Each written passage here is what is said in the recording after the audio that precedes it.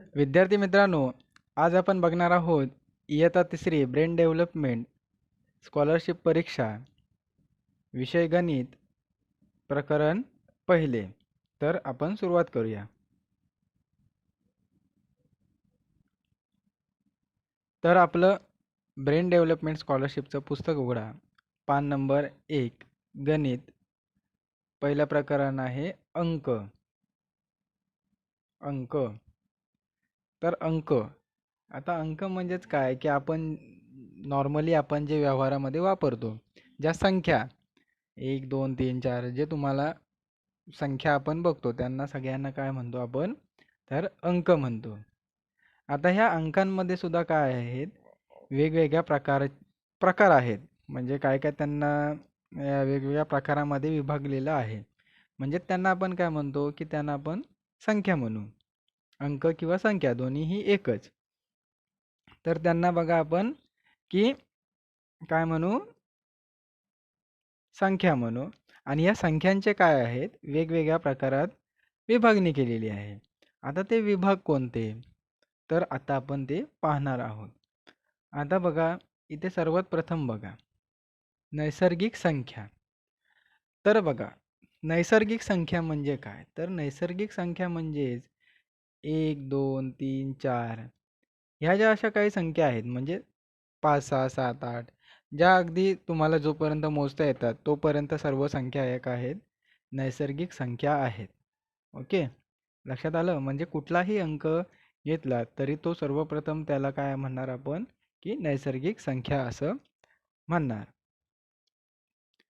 तर त्यानंतर बघूया सगळ्यात आता आपली काय होते, प्रकारांना सुरुवात होते. तर इथे बघा, दुसरा प्रकार आहे जो आपल्याला दिसतो तो आहे समसंख्या. आता समसंख्या असं आपण कुठंतरी ऐकलं असेल, तर आपण ते इन डिटेलमध्ये पाहूया. तर समसंख्या म्हणजे काय, की दिलेल्या संख्येचा शेवटचा अंक किंवा एकक स्थानचा अंक जर, बघा काळजीपूर्वक ऐका, दिलेल्या संख्येचा शेवटचा अंक किंवा एकक स्थानचा अंक जर 2 4 6 8 किंवा 0 असेल तर त्या संख्येला समसंख्या असं म्हणतात. बघा, दिलेल्या संख्येचा एक शेवटचा किंवा एकक स्थानचा अंक जर 2 4 6 8 किंवा 0 असेल तर त्या संख्येला समसंख्या असं म्हणतात. समसंख्येला 2 ने निशेष भाग जातो. आता बघा, दिलेली संख्या, आता समजा कुठलीही आपण संख्या घेतली, समजा आपण घेऊ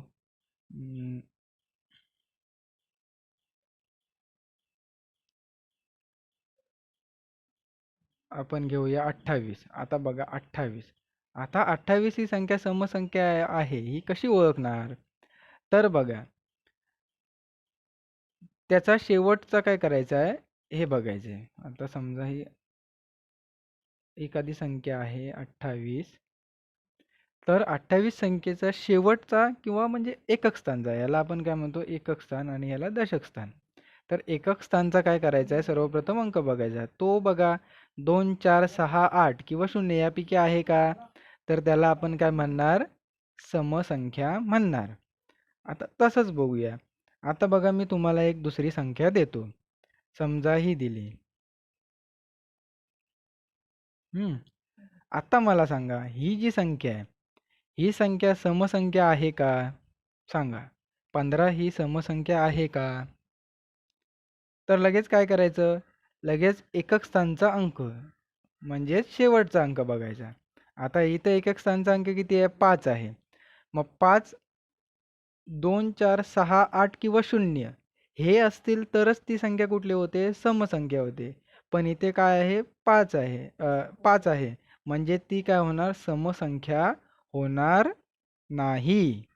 आलं लक्षात, ती समसंख्या होणार नाही. लक्षात आलं. तर आपण थोडंसं पुढे जाऊया, कारण समसंख्या आणि विषम संख्या ह्या दोन्हीही विरुद्ध आहेत, त्यामुळे ते पहिलं पाहूया.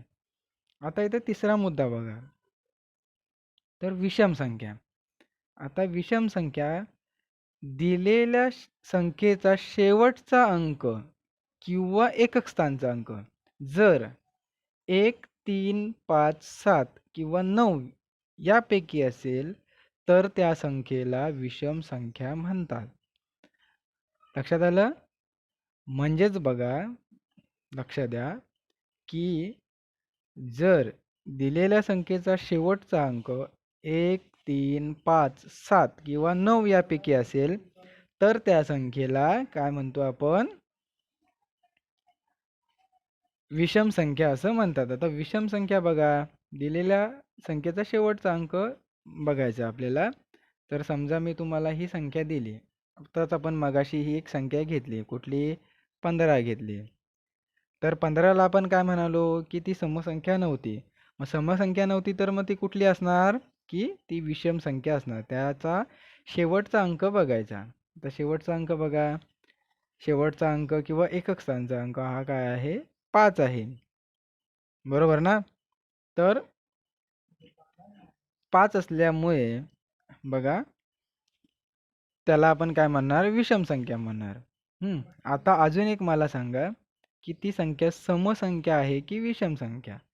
आता बघा, मी एखादी संख्या घेतली, समजा, तर ही कोणती संख्या आहे? तर ही आहे 37. आता 37 ही संख्या कुठली संख्या आहे आपण ओळखायचं? सम आहे की विषम आहे? तर सर्वप्रथम काय बघायचं सांगा? एकक स्थानचा अंक बघायचा. तो बघायचा किती आहे? तर तो आहे 7. मग 7 जर असेल तर ती संख्या कुठली होणार? सम होणार की विषम? तर ती संख्या होणार, बरोबर आहे, विषम संख्या. म्हणून 37 ही काय आहे? विषम संख्या. आता तसेच मला एक उदाहरण सांगा. मी तुम्हाला एक विचारतो. बघा, तर ही बघा, ही संख्या कुठली आहे? ही 11 संख्या आहे. 11 संख्या सम आहे की विषम सांगा? अजून एक सांगतो. ही बघा, ही कोणती आहे? सम आहे की विषम? 11 सम आहे की विषम आहे?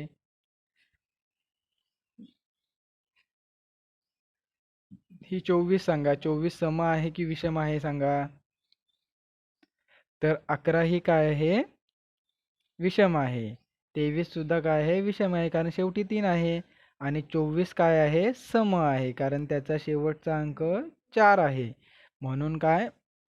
ती समसंख्या होते. आता लक्षात घ्या, दोन्ही पण समसंख्या आणि विषम संख्या हे विरुद्ध पॉईंट आहेत. त्यामुळे जर समजा त्याची आपण मांडणी केली तर बघा अशा प्रकारे होऊ शकते साधारणतः.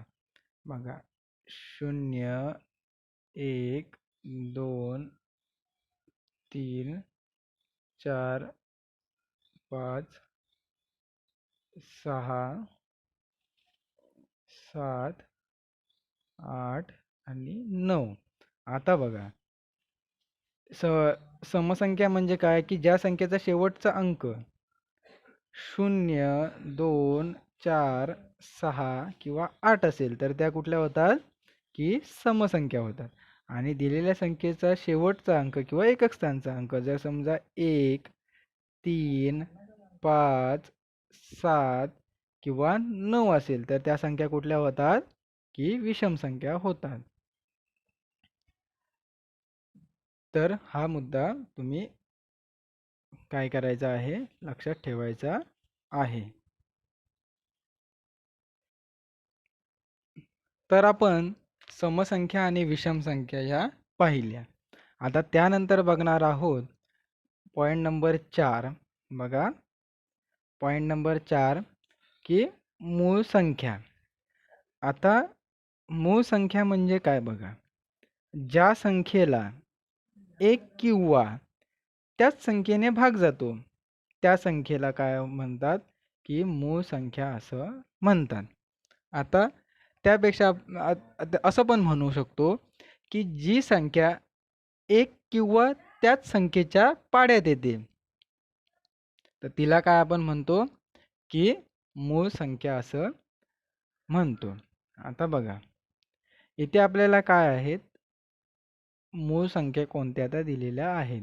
म्हणजे समजा आपण जर इथली ही 5 ही संख्या घेतली, बरोबर, तर 5 आणि ही 1 अशीच येते. 5 एके 5, बरोबर. त्याच संख्येने फक्त तिला काय होतो की भाग जाऊ शकतो, बाकी अन्य कुठल्या संख्येने भाग जात नाही. त्या संख्येला आपण काय म्हणतो की मूळ संख्या. आता ह्या 1 ते 50 मधील आपल्याला काय आहेत, मूळ संख्या दिलेल्या आहेत.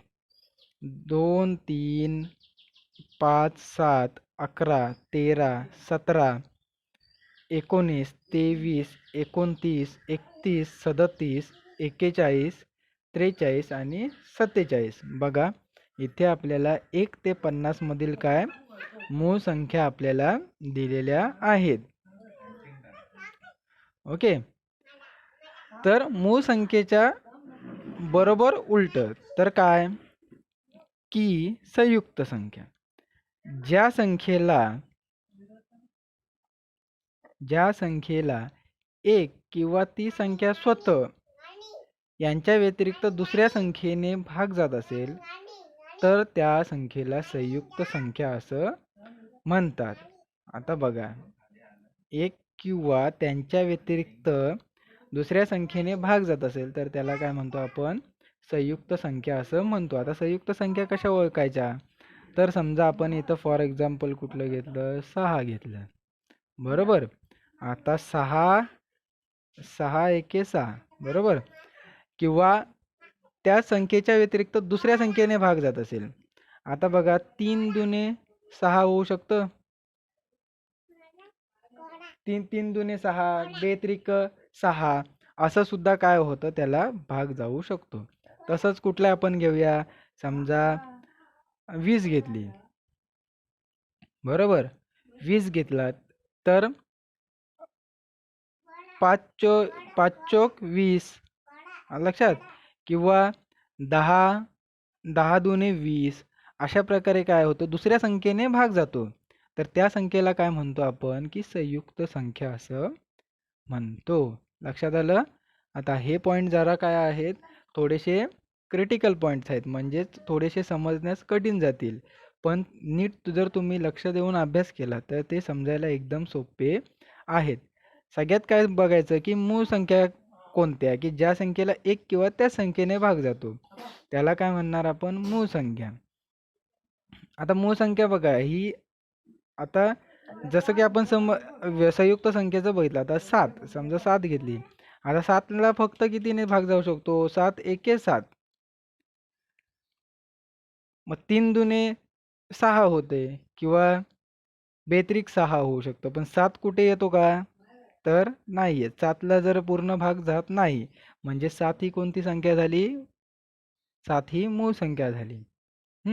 त्याच्याऐवजी 8 बघा.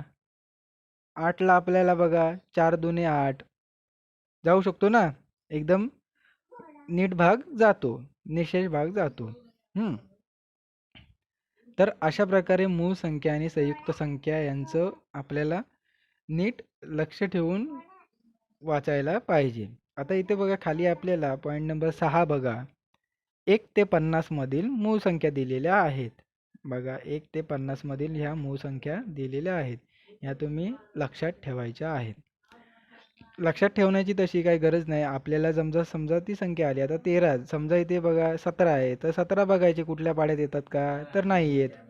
23 बघायची, 19 बघा. प्रत्येक संख्या निशेष त्याला भाग जातो का, तर नाही जात. तर अशा प्रकारे काय 1 ते 50 मधील काय आहेत, ह्या मूळ संख्या आहेत. आता त्यानंतर महत्त्वाचा एक हा मुद्दा परीक्षेमध्ये येणारा हा प्रश्न आहे की एक ही संख्या मूळ संख्या किंवा संयुक्त संख्या नाही. हे वाक्य कायमस्वरूपी आपण काय करायचं आहे, ध्यानात ठेवायचं आहे. तर एक ही संख्या मूळ संख्या किंवा संयुक्त संख्या नाही. लक्षात आलं. हे कायमस्वरूपी आपण लक्षात ठेवायचं आहे. आता त्यानंतर हे बघा 8 नंबरचा एक मुद्दा आहे. 2 ही एकच सममूळ संख्या आहे. आता 2 ही एकच सममूळ संख्या. आता बघा, 2 ही एकच सममूळ संख्या आहे. तर जसं आपण इथं पाहिलात, सममूळ 2 ही. आता बघा, 2 ही समसंख्या पण आहे आणि इथे काय आहे, मूळ संख्यामध्ये सुद्धा 2 हा येतो. म्हणून ही 2 ही एकच सममूळ संख्या आहे. आता बघा इथे पुढे, 1 ते 50, 1 पासून 50 पर्यंतच्या संयुक्त संख्या किती आहेत? तर 34 आहेत. 1 ते 50 पर्यंतच्या संयुक्त संख्या किती आहेत? तर 34 आहेत. आता संयुक्त संख्या म्हणजे काय, की ज्या संख्येला 1 किंवा त्या संख्या व्यतिरिक्त त्यांच्या दुसऱ्या संख्येने भाग जात असेल तर त्याला आपण काय म्हणतो? संयुक्त संख्या. आता बघा इथे आपण समजा 8 आहे किंवा 10 आहे, इथे 12 आहे, 14, त्याच्यानंतर किती येणार? त्याच्यानंतर बघा, त्याच्यानंतर 15 येणार, 16 आहे. मग अशा प्रकारच्या काय आहेत, ह्या संयुक्त संख्या आहेत. आता त्यानंतर एक महत्त्वाचा मुद्दा, 2 सोडून, आता 10 नंबरचा मुद्दा बघा. 2 सोडून बाकी सर्व मूळ संख्या ह्या विषम संख्या आहेत. तर 2 सोडून बाकी सर्व मूळ संख्या ह्या विषम संख्या. तर ह्यातलं जर समजा या मूळ संख्येमधला 2 सोडला तर बाकी सर्व संख्या ह्या विषम आहेत. तर विषम संख्या म्हणजे काय आपण पाहिलं, तर विषम संख्येमध्ये बघा, इथे विषम संख्येमध्ये बघा आपण वरती बघितलंच की दिलेल्या संख्येचा शेवटचा अंक 1, 3, 5, 7 किंवा 9 असेल. आता बघा ह्या मूळ संख्या बघा इकडे, तर 2 आपण सोडायचा आहे आणि 3, 5, 7, 11 इथे आहेत ना, 13, 17, 19, 23. आता ह्यांच्या शेवटी काय येतो? यांच्या शेवटी काय येतो की यांच्या शेवटी काय येतो? तर यांच्या शेवटी काय येणार? 1, 3, 5, 7 किंवा 9 अशा ज्या संख्या येतील त्यांना आपण काय म्हणतो, की त्यांना आपण काय म्हणणार, तर विषम संख्या असं म्हणतो. आता त्यानंतर म्हणजे 2 सोडून बाकी सर्व मूळ संख्या ह्या विषम संख्या आहेत. आता त्यानंतर बघूया आपलं एक शेवटचं आहे. तर लहानात लहान मूळ संख्या किती आहे? तर लहानात लहान मूळ संख्या ही आहे 2. अशा प्रकारे हा अंक, हा जो आपला पाठ आहे हा पूर्ण झालेला आहे. तर ह्या पाठाचा नीट बारकाईने अभ्यास करा आणि जर समजत नसेल तर मला विचारू शकता. आता बघा, इथं सोडवलेली आपण उदाहरणं बघूया.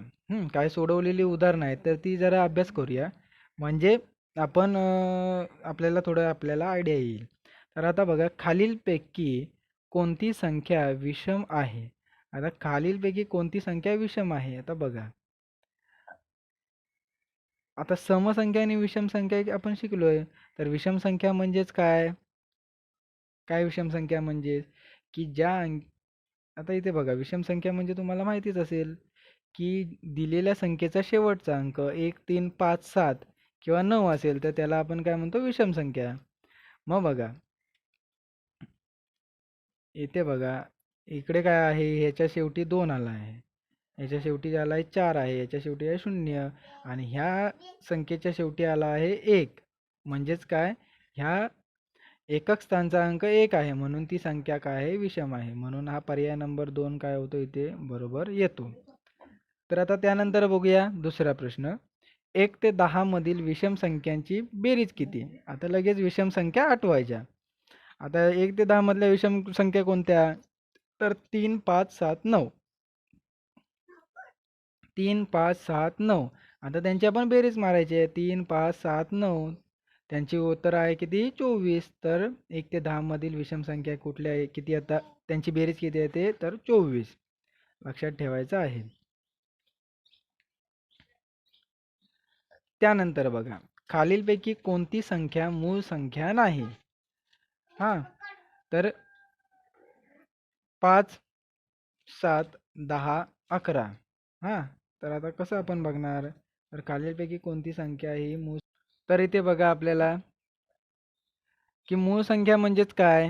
मूळ संख्या म्हणजे काय पहिल्यांदा ते आठवायला पाहिजे, की ज्या संख्येला एक किंवा त्याच